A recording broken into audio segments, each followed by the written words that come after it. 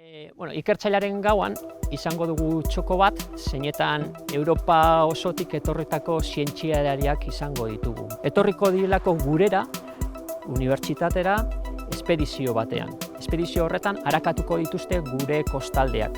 Eta bide batez, hemen daudelarik, gehituko dira gurera ikertzaileen gauan. Eta txoko bat izango dute. Txoko hortan, egingo dutena, lehenengo gauza, izango dute alfombra bat, 4 metrotik, eta bertan uharte bat azaltzen da. Eta uharte hortan 4 esparru daude. Bata izango da industrializatua, beste bat izango da gehiago rurala, beste bat izango da gehiago laborantzarekin lotua.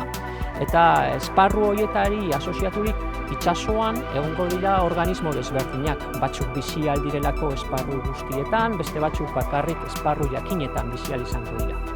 Eta bertan hurbildu egiten direnak fotoak atera izango dizkiete, eta beraien mugikorra esango die ze espeziea dan eta zergaiti bizi den tokian.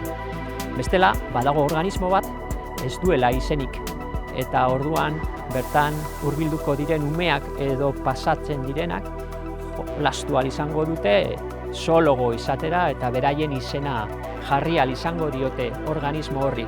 Agian norbaitek abizena jarri egiten dio bilbainus. Horrekin batera, ere beste txokotxo bat izango dute, zeinetan stand bat erakutsiko dute. Eta stand horretan, egongo da mikroskopio bat, eta mikroskopio hori konektatutak kamera baten bitartez pantaila bati ikusi ahal izango dira plantonean dauden organismo desberdinak, handik hurbildu egiten zareten heinean, eta standak baditu zenbait irudi, zenbait itsas animalienak. Ez daude baleak, ez daude izurdeak, baina daude organismo oso sexiak.